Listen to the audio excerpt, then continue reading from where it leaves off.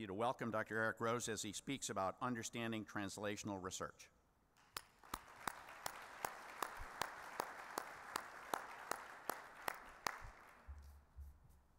Good stuff. Thanks so much. You're welcome. You're welcome.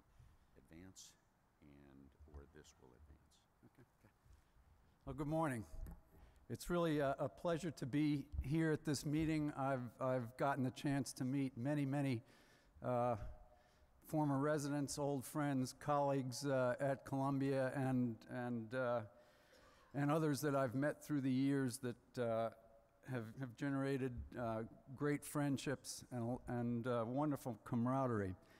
I suspect it was Charlie Stoller who began the conspiracy to invite me to do this. When Tom contacted me about giving this lecture, I wasn't sure he was speaking to the right person. But after a few brief minutes, I think we connected in a way that generated the talk that I'm about to give, which if this were a play, it'd be a 4-act play. And this would be the title of it, Observational versus Interventional Biology. Not going to be a Broadway hit, but the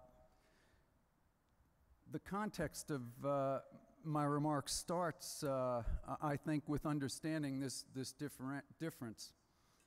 When I was a resident, after 2 years, I was lucky enough to be asked to do an NIH-supported resident fellowship. And I chose to work in a surgical metabolism lab where I was assigned to a project to measure levels of all 21 essential and non-essential amino acids in soleus muscle in human subjects in our intensive care unit. I did this for 2 or 3 months.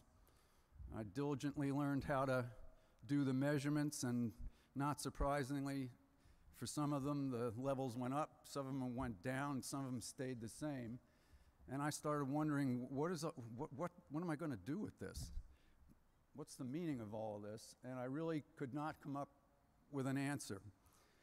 And I went to my program director at that time, a fellow named Tom King, to lament this problem. And he fortunately was receptive enough to put me into a laboratory in cardiac surgery looking at assist devices, a space that I've been in now for more than 35 years. But the difference here is observational versus interventional. Observational biologists want to understand the laws of God and nature and describe phenomena that over time perhaps we'll understand, but not necessarily look for anything more than that. And I think there's enormous merit in doing that. But at least people like you and me, and this is a surgical organization, so I think it's fair to say that our bent is more to interfere with the laws of God and nature, hopefully in a positive way, rather than just merely understand them.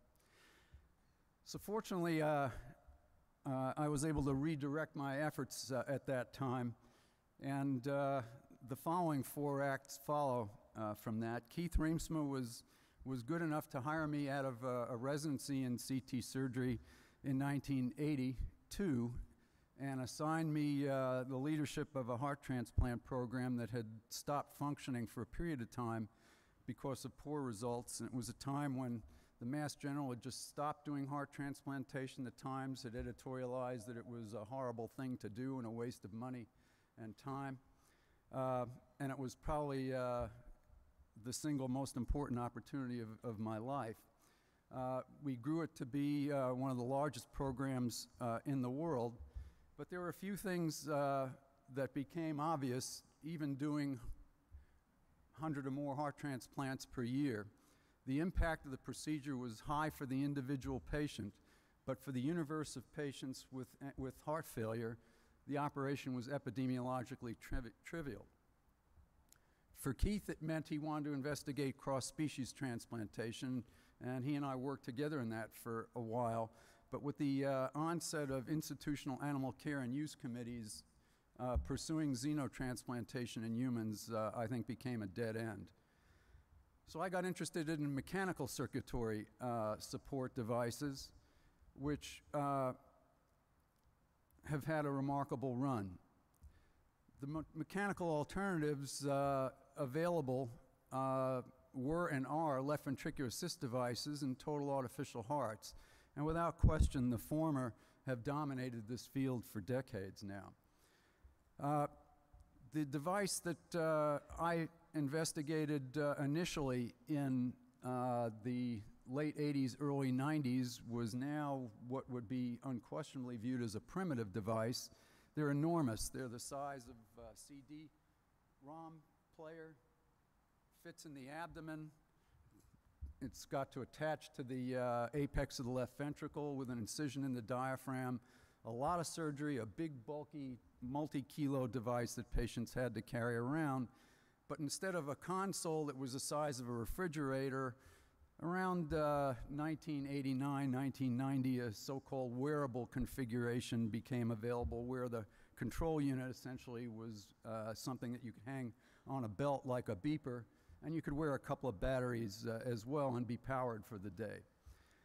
And we did the most important work in this field, not in animals, not in dogs or in calves. We did it in people in the scenario of bridging to transplant. Namely, we had patients, obviously, who had failing hearts, who were not going to make it to the point of receiving a donor organ, in whom you could put a device in the hope that that donor organ at some point would show up. And we learned an enormous amount in that theater. But if the only use of these devices was to be a bridge to transplant, all we would be doing is changing the identity of the recipients. You really don't have an epidemiologic impact unless you actually use these long-term without transplantation as the ultimate goal. But we learned a lot from bridging to transplantation. We learned that we could discharge patients from the hospital, and that was an enormous accomplishment in the early 90s. We learned there was plenty of morbidity, but it was finite, possibly acceptable compared to the morbidity of end-stage heart disease. And we also learned that at least certain types of device failure, and there were plenty of types of device failure, did not require reoperation. Probably most importantly, the quality of life that patients had with these devices was hardly normal. I mean, carrying around a 2-kilo device in your abdomen connected across the skin to a controller, wearing 2 batteries all the time, that alarmed all the time, is not an easy way to live, but compared to being short of breath at rest, it was preferable. And it allowed these patients to enjoy a lot of things that they could not otherwise do. Then came the critical question, though, can these devices be used as a long-term, what we termed a destination therapy rather than a bridge to transplantation? Which seems like a pretty simple question. But the common view at that point was that the FDA would never allow this, that these devices were too complicated and not safe, that the device manufacturers were absolutely turned off by the idea of doing a randomized prospective trial to prove whether or not this could be the case. And physicians were of 2 camps. It was either great or this defied the laws of God and nature and was unethical to do. So it took us a decade to put together this trial called the Randomized Evaluation of Mechanical Assistance for the Treatment of Congestive Heart Failure. It was NIH supported. It took us 3 applications to the NIH to get this funded. That in itself, I think, could be an interesting play. We had to get a company involved, which itself was a real challenge. The leading company at that time in the field refused to participate in the trial. And the device that we used had certain advantages but certain disadvantages, one of which was durability. But the hypothesis behind the trial was first and foremost that it would reduce mortality, and we thought that a 1/3 reduction over 2 years would be meaningful in light of the fact that all the medical literature on improvement in survival typically showed a 20% reduction in mortality over that interval. But equally important was patients' quality of life. If it was worse, then arguably all we were doing was prolonging death. So it was equally important that we get good data on quality of life as well in order to validate the technology. And the essentials of this study were multiple. It required an academic institution and group, multiple groups actually, the NIH, and an industry that actually had to enter into a formal cooperative agreement that it took lawyers more than a year to negotiate. There were 20 centers involved. It's hard to do a trial like this non-blinded, and this was a major criticism initially of doing this trial. There were some who even thought that the way to do the trial was to implant devices in everybody and only turn them on. And the device in the active group, which is an approach that we, needless to say, declined to use, and IRBs kept us from it. We also looked at issues of cost and cost effectiveness because we thought that this data, this set of data were going to be used by Medicare in order to set reimbursement levels for this, and we wanted that to happen as part of this trial. And we estimated it would take about 140 patients in order to have a 90% power to document the survival benefit that we hypothesized. And we reported this data in the New England Journal and at the American Heart Association in late 2001, a time when there was a lot of news about a lot of other things other than end-stage heart disease and mechanical circulatory assistance. But the trial did have a number of important implications and outcomes besides its positivity with regard to survival and quality of life. Obviously, we had first proof of this, and this in many respects is what enabled the industry of ventricular assist devices, implantable assist devices, to become an industry. On a regulatory level, this was a phase 3 pivotal trial, and it led to approval of this device and now multiple generations of successor devices that have all been evaluated in randomized non-inferiority trials. There's no more control group that you need to do in order to evaluate a long-term ventricular assist device. In terms of health policy, the cost analysis guided a coverage decision from Medicare, which came within about 1.5 years of the original trial report. And importantly, the relatively poor device outcomes, and I'm talking 7 major adverse events per patient year in the survivors. There's a lot of trouble associated with these devices, but at least here was a benchmark by which to look at these.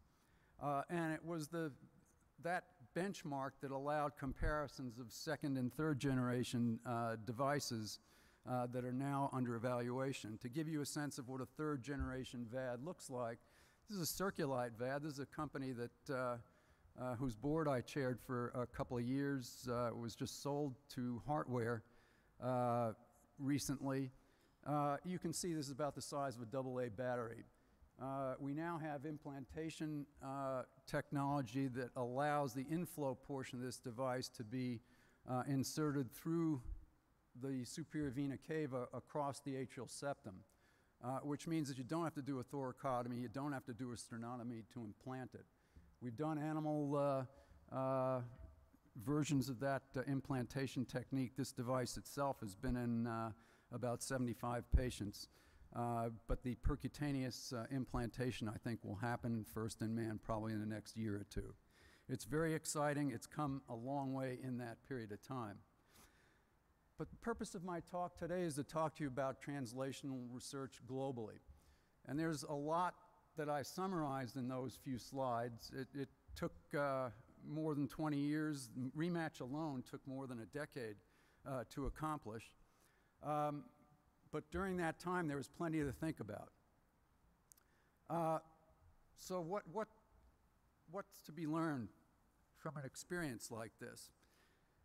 Probably first and foremost is that the current linkages between academia, industry, and government are at best opportunistic. They don't happen generally on a strategic basis, and many of those linkages are suspect. Conflict of interest. I actually neglected to put up a conflict of interest slide. I think most of you see them in every talk, and I get the sense that we've all desensitized to them. I've even heard somebody once make the comment that if you don't see my company up on my conflict slide, please see me after the presentation. This is the world in which we live, that any kind of interaction is subject to scrutiny and subject to suspicion. But at the same time as there are these perceived conflicts of interest, there's unprecedented opportunity for collaboration, especially at early stages when these technologies and approaches are so fragile. I think intelligent policymaking requires understanding the process of translational research, and participating in translational research requires, I think, a good understanding of the process as well. And that's what I hope to give you in the next 3 acts of this play as it evolves. So the objectives I'd like to meet in the next few minutes are to define translational research, to define what you might call the classical pathway and to illustrate that. But I'd also want to define a complementary alternative pathway that I think is the more common route that translational research takes. I want to illustrate that complementary route with a few more examples, and then conclude with some comments on what I think it all means. So very simply, translational research is investigation which bridges scientific discovery to clinical delivery. And the classical translational paradigm, I think you've all heard this religious paradigm of bench to bedside. What's missing, and it's essentially where this arrow is an intervention. You've got to have something to intervene with in order to get from the bench to the bedside, and that's where I think we in academia have more work to do. That these interventions, in particular, I think surgeons can contribute to that key portion of translational research, because there's no group that understands intervention better than surgeons. Now, some classical bench-to-bedside examples. You've all heard these stories of penicillin and the eureka moment of Fleming finding the inhibitory ring around a staph culture in his laboratory after taking a week off. What I've learned more recently is that he completely ignored that finding, at least in terms of pursuing it any further therapeutically. And it was others at his institution with whom he did not work, who were recognized also with the Nobel Prize, names that you've never heard of, that really managed a good deal of this translation, in particular identifying the molecule and figuring out how to make it actually by fermentation. It took 2 decades between the discovery on the plate, on the agar plate, and the translation to actual clinical use. But there are lots of non-classical successes as well, and the one I'll speak about briefly is smallpox, which I've gotten to know well in the last few years. It's probably the most impactful example of translational research in the last several hundred years. There was no bench. It started with a clinical observation that women who had exposure to cowpox by milking cows seemed to be spared the blemishes of smallpox and the disease itself. And the intervention was simply to take pus, essentially, from pustules of smallpox victims and to inject them into a child. And then to subsequently challenge that child with injection of pus from smallpox victims. Now, there's no way that series of experiments gets done in our current environment. And I'm not advocating at all that that's the way to do translational research. But I think it offers a perspective on the power that can be achieved in translational research without ever even being in a laboratory. And there are other examples of this. The conquering of cholera really comes from a map of deaths done by an anesthesiologist in the mid-19th century, leading to the correct conclusion that the organism and Vibrio cholera had hardly been identified at that time, but the source of the disease was proven to be water. And that allowed essentially the start of modern sewage. So I'd like to propose an alternative pathway, and that pathway starts with a clinical observation or a field observation.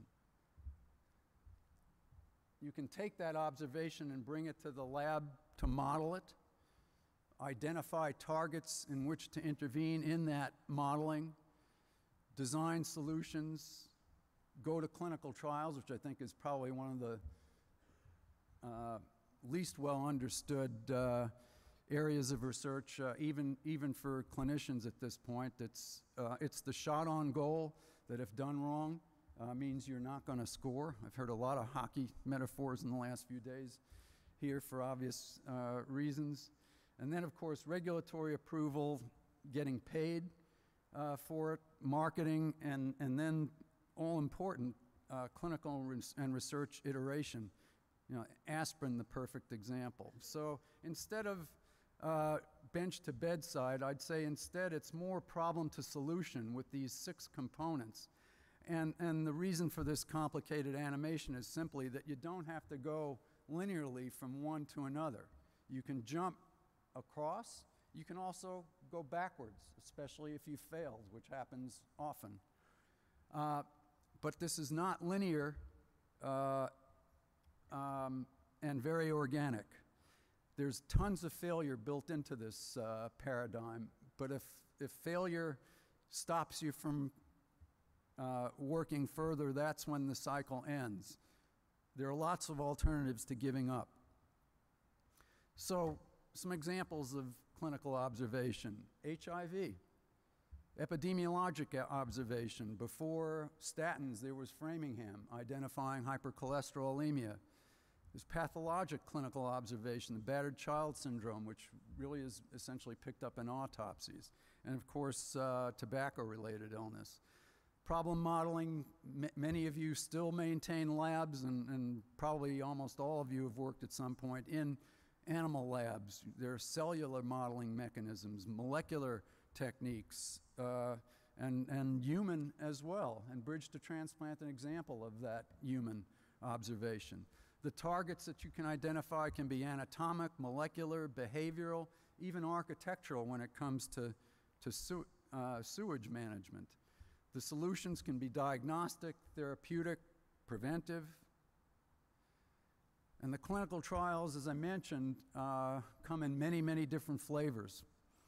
And for surgeons in particular, randomized prospective blinded studies are the exception rather than the rule, though there are some blinded surgical trials, particularly in orthopedics, that do illustrate that it is not beyond the pale to consider them. There are, of course, non-randomized benchmark comparisons that I think are particularly important, especially in orphan illnesses, and the regulatory agencies are starting to recognize that. And issues of case control and post-market surveillance are still important, the latter being really practiced well. For deployment, regulatory approval, reimbursement approval, marketing, or the seedbed in particular, the latter for conflict of interest. And the regulatory approval is as difficult a process as it is, at least in part because it's so transparent a process, and it has to be. The clinical iteration can be done in many different ways, in particular new uses for old drugs, Aspirin, if it were a new compound now, would obviously be a multi-billion-dollar drug, and fortunately, it's in the public domain. So with that kind of perspective on this problem-to-solution paradigm for translational research, I want to return to some specific storylines of my own personal adventures in translational research, namely prevention of diabetic complications and Alzheimer's disease. Those two, for me, became linked rather early, and a brief discussion about smallpox antiviral drug development.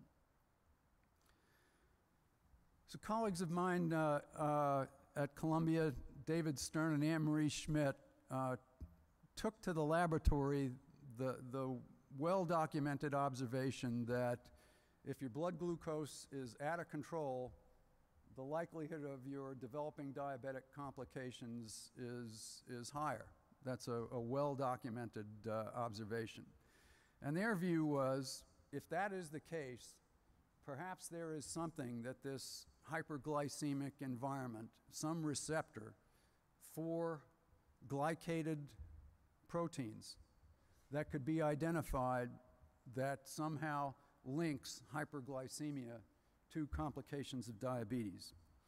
And in the early 90s, they identified a receptor called the receptor for advanced glycation end products. At the time in the 1990s, there was a lot of controversy whether or not the receptor even existed. And in fact, the whole series of initial experiments to prove its existence was challenged by a high-ranking Rockefeller University professor. Every experiment was repeated, and they all fortunately proved out. And I think there's no argument at this point as to whether or not this receptor exists, and in fact, it's been very well characterized. It's overexpressed in diabetic vascular endothelium. It's overexpressed in retina and peripheral nerves and glomeruli. And another group identified that it was overexpressed as well in the hippocampus and Alzheimer's disease in AD patients. Now, the nature of the receptor is that it's a member of the immunoglobulin superfamily. It's a multi-ligand cell surface transmembrane molecule, and its ligands include glycated proteins, amyloid beta, amphotericin, S100s, a whole group of ligands that you'll see in a subsequent slide.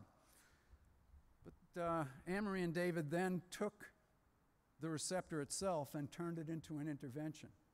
They made the soluble receptor and showed in multiple animal models of the complications of diabetes that they could ameliorate these complications by administering the soluble receptor essentially as a drug. And drug creation seemed like an obvious next step. Not so easy. More importantly, they and other investigators showed that when RAGE is bound by one of its ligands, and in this slide it's A-beta, it triggers an inflammatory response that's huge. Reactive oxygen species are generated in the cytoplasm of the endothelial cell or the parasite so stimulated, and it activates the NF-kappa B pathway intranuclearly, which generates a whole host of inflammatory and coagulation responses that are also well documented. So what were we going to do with this?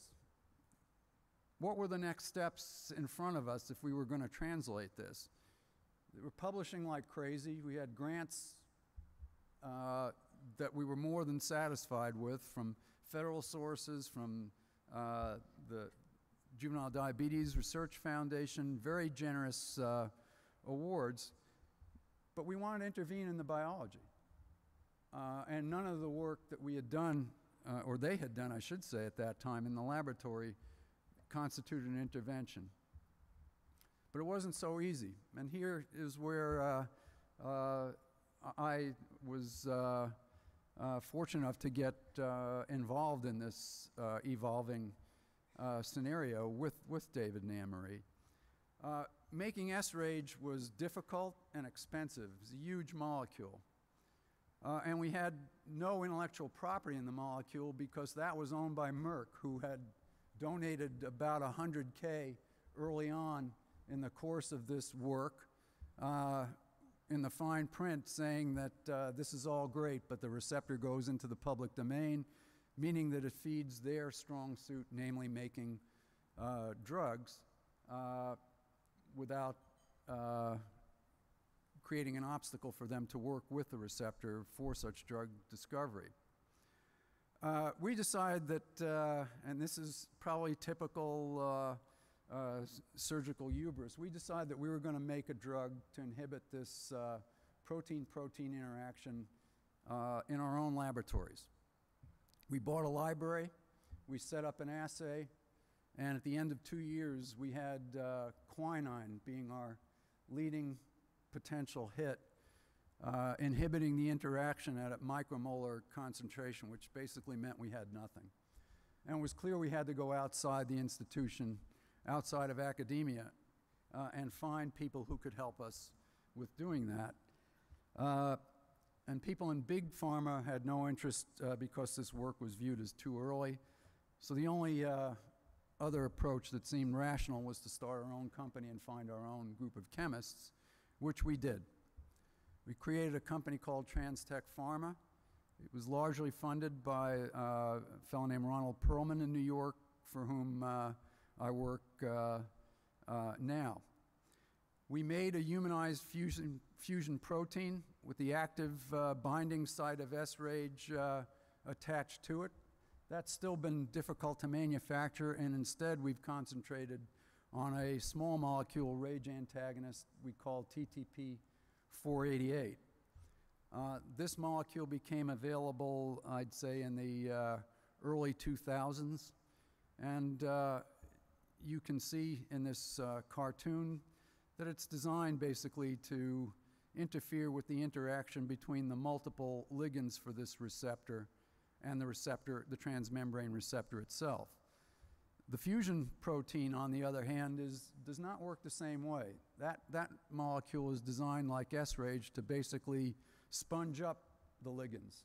It doesn't interfere with the receptor-ligand interaction. So somewhat variable. But in light of the Alzheimer's observation, we particularly got interested in the small molecule because getting a fusion protein to cross the blood-brain barrier seemed beyond our capabilities, and I think it's still beyond anybody's capabilities at this point.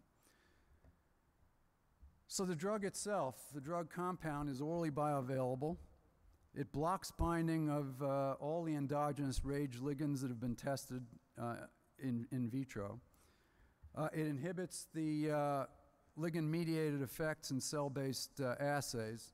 And interestingly, the drug concentrates 10 to 1, more than 10 to 1 actually, in brain. And that happened by luck. But that's an enormous help, particularly with Alzheimer's disease. And it's demonstrated efficacy in multiple disease-relevant pharmacologic models, and I'll show you in a single slide just one of them. This is an Alzheimer's mouse model. The mouse is a transgenic that overexpresses amyloid precursor protein, and these little black dots are plaques that form in the brain of these animals who become prematurely afflicted with what looks just like the human disorientation if you put them in tests like water mazes. And if at the same time you administer in this group a vehicle, and in this experiment a drug, actually in this case like 488, an earlier compound, you see that it had an enormous effect on the creation of these plaques. And this became very interesting to people in the space. There have now been more than 100 late-stage trials for Alzheimer's disease drugs in the last decade. And of those 100, I think it's 106 trials, 3 have been positive. The 3 that have been positive have been for drugs that treat symptoms only. They're by and large cholinesterase inhibitors. These are not mechanistic directed drugs. So this has been a challenging space. But I was introduced by the NIH to a clinical trials group in Alzheimer's disease based at UC San Diego. And they agreed to fund and execute a late phase clinical trial after we had raised enough money and done enough work to do early phase 2 trials to show some in vitro efficacy, at least with regard to amyloid levels in tissue, in blood. They agreed to take on our drug as one of their 5 trials in their grant cycle. As at that time, Pfizer and other companies learned about our drug, and we had a mini bidding war at that time, and Pfizer picked the drug up and took it over at that time. Since then, a phase 2B trial, I think, has generated reasonably strong data of efficacy, and how we got there is a story that maybe we can get to in a Q&A or in the side discussions later. But we got approval from the FDA just a few weeks ago to start a phase 3 trial with an SPA, namely a special protocol agreement that pre-specifies essentially what it is that the trials have got to show, and if the drug proves efficacious in those endpoints, that the approval will be automatic, as automatic as it can be with the FDA anyway. And that's where we stand now. It'll be, at a minimum, an 800-patient phase 3 trial. It's actually going to be divided up into 2 400-patient trials for efficacy that'll be independently evaluated, and the data will be pooled for the analysis of safety. So that's Act 3. To Act 4, smallpox antiviral development, and it's reasonable to ask, how does one get from assist devices and Alzheimer's disease and diabetes to smallpox? That's business. The same people who funded our drug development in Alzheimer's disease had a passive interest in SIGA Technologies, which after 9/11 realized that its lead scientist was probably one of the world's great pox virologists. And after 9/11, before 9/11, being a pox virologist was a lot like being a Chaucer scholar. After 9/11, you became Mick Jagger. And we started getting considerable grants, a lot of interest. And we devoted the same drug discovery efforts that we had exerted in AD and in diabetes to see if we could cure smallpox. Now, kind of a funky target in that we were trying to cure a disease that doesn't exist. And obviously, clinical trials were something that we could not do. But if you understand the profile of smallpox, you understand why there was interest, and there still is interest, in having a curative drug. The disease caused an estimated 300 million deaths in the 20th century. The last known case was in 1977. In those infected, the mortality is 30%. And now, about 70% of our population, and a growing percentage of our population, has not been vaccinated, so we're vulnerable. The vaccine itself is not used because pediatricians figured out long ago that the risk of the vaccine was greater than the risk, and since the 1960s, Americans have not been vaccinated prophylactically for it in that time. Interestingly, though, North Koreans are, and many Russians are. The logistics of mass rapid vaccination also are prohibitive. The only known stores of the virus are in the United States and Russia, but the genome for the virus is in the public domain. You can Google it. It's 250,000 base pairs, and for those of you that are followers of Craig Venter, in speaking with people in that laboratory, there are several of them individually, who confessed that in their own laboratories that they could make the virus now. There is no known safe and effective treatment prior to this drug or immediate onset prophylactic that was currently available. And the bioterror risks here are formidable. As I said, the only known stores are where I've described them, but it's not hard to envision with the breakup of the Soviet Union that some of these stores ended up elsewhere. And the molecular biologic tools beyond synthesis of the whole virus, the difference between smallpox and camelpox, which is readily available, is 47 base pairs. And it takes, I'd say, a postdoc in a good virology lab about a week to change a base pair in a virus. We do that at our company all the time. So it's not hard to envision a relatively inexpensive foray in making the virus. The disease itself is classically described in this classic slide from D.A. Henderson. There's an incubation period of around 2 weeks, a prodrome of just flu-like illness, a non-specific rash initially that changes into the classic vesicles and pustules over the ensuing few weeks, taking this classic course, ultimately with resolution in those that survive, but again, about a third succumb.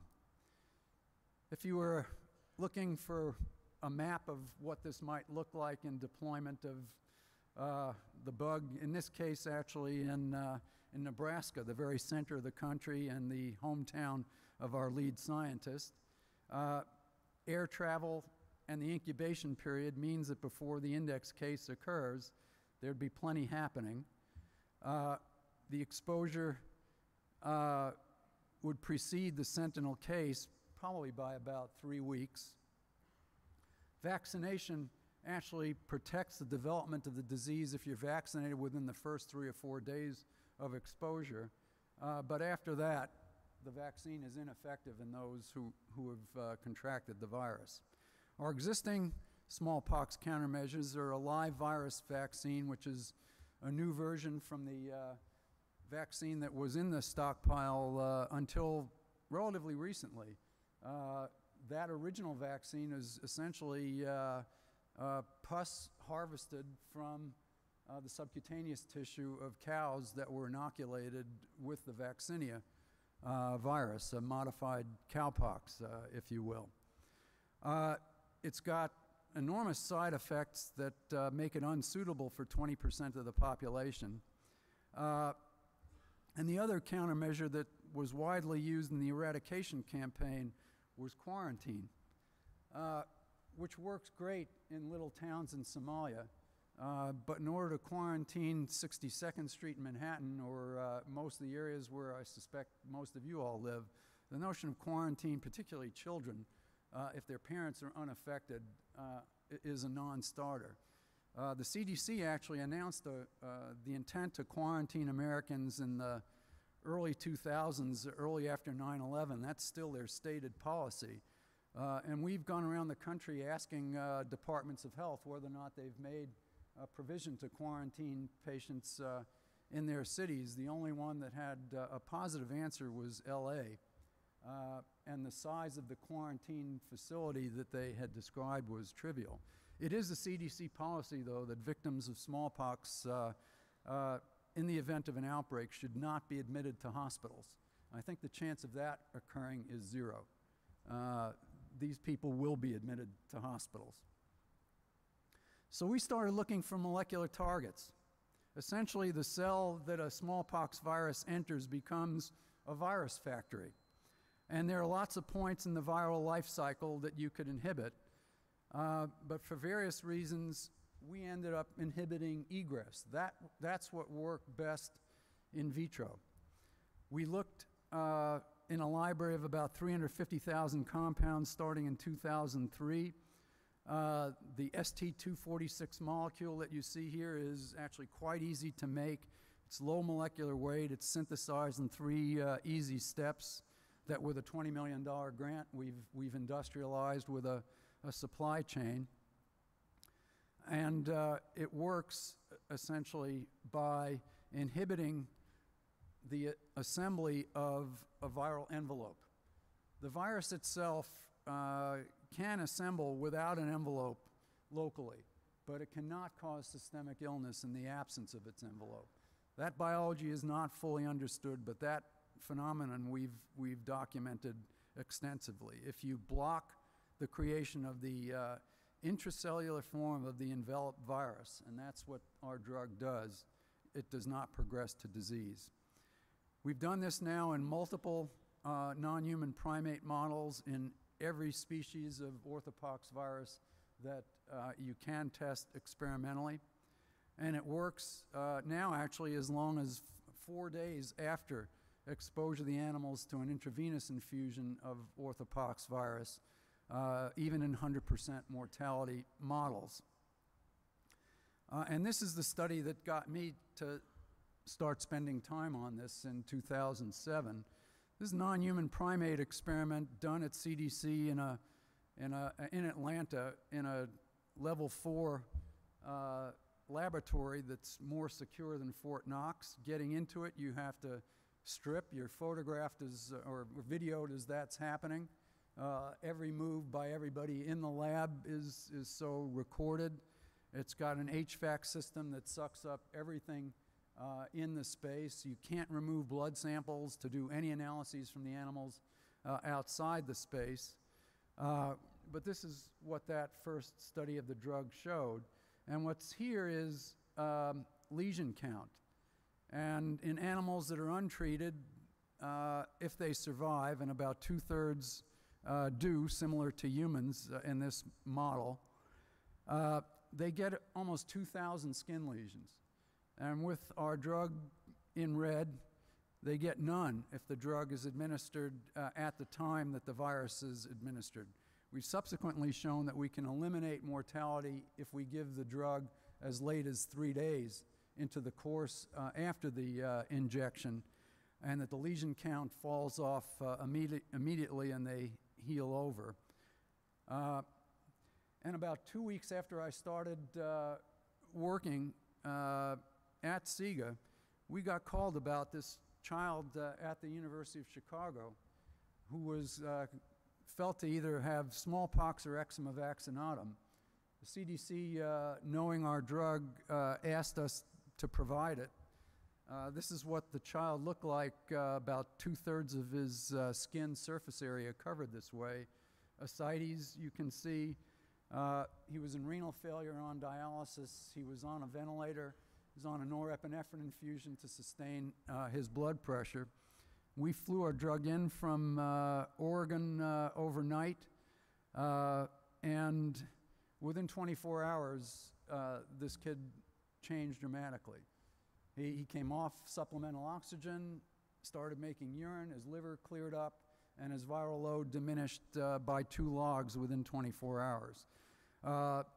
Single case, hardly a randomized prospective trial, but we got a lot of attention in Chicago and a lot of goodwill from DOD in saving this kid, because his father was the source of this eczema vaccinatum, the father having been vaccinated to go to Iraq and had slept with the child. So going back to the smallpox deployment scenario that we started with, instead of just being protective in the first 4 days, we now have an agent that works even late into the symptomatic period with some human confirmation as well. We've since that time done multiple non-human primate studies across a range of time and also a range of dosing. And dosing, especially if you're going to use animals to justify FDA approval for a drug, is not an easy construct, and there's no right answer. But we have looked for a dose that is a multiple of the minimal effective dose that's not toxic. And fortunately, the drug has not had any identifiable toxicology or morbidity in in the humans who have volunteered to be subjects for safety studies. We've been able, therefore, to get our government to conclude, and I think people around the world, that this is a safe and effective smallpox cure, and we started delivering it into the Strategic National Stockpile about a year ago. We've modeled the epidemiology now with supercomputers as to what a major outbreak would look like in the United States, and our view is that I think quite convincingly, if you add an antiviral to the use of vaccine, that you can shorten the time an outbreak will take to be suppressed, and you can dramatically decrease mortality if you start treating victims when they develop fever. You can cut mortality less, but still cut it if you administer it in patients who are lesional, but the mortality reduction that you can model if you do it earlier rather, is much more dramatic. The other thing we've learned from those supercomputer modeling studies that if cooperativity is poor, and what I mean by that is the percentage of the population that will agree to be vaccinated. And in past outbreaks, if you look at flu as an example, Americans typically don't agree to be vaccinated in the face of illness. With smallpox, it's a more serious illness, perhaps they'd be more cooperative, but the cooperativity rate for flu is in the range of 50%. Any kind of cooperativity that you model below 70% means that you never extinguish an outbreak. Never. It's mathematically impossible to extinguish it. So the importance of an antiviral in that context is particularly great. And if you look at smallpox globally, and this is a global disease, it's enormously contagious. It's more contagious than flu. The R0 for flu, namely the number of new cases begat by each clinical case, for flu is in the range of 1 to 2. For smallpox, it's in the range of 3 to 12. And the last human outbreak in Yugoslavia, the R0, was about 11 new cases for each case identified. So this is a very contagious disease, and if started in the right place with air travel the way we travel, it's not hard to envision how this would become an international event. There are 1 billion doses of smallpox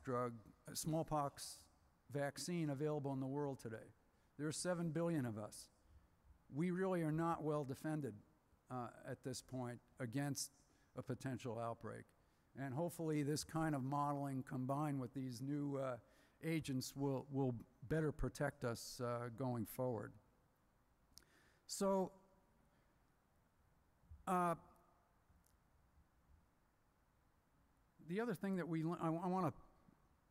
the last point I want to make about smallpox is that it took us 7 years from the time of identification of the molecule to deploying into the Strategic National Stockpile, which in surgical time is enormously long. This is just too long, and this is fast. It just takes us too long to get to these types of solutions, and for other types, for other organisms, viruses, and biodefense, we don't have anything at this point, and it's key that we develop such antivirals to defend us against Ebola and other diseases that could afflict us. Now, what does this all mean? I think translational research is an understandable and it's a reproducible process.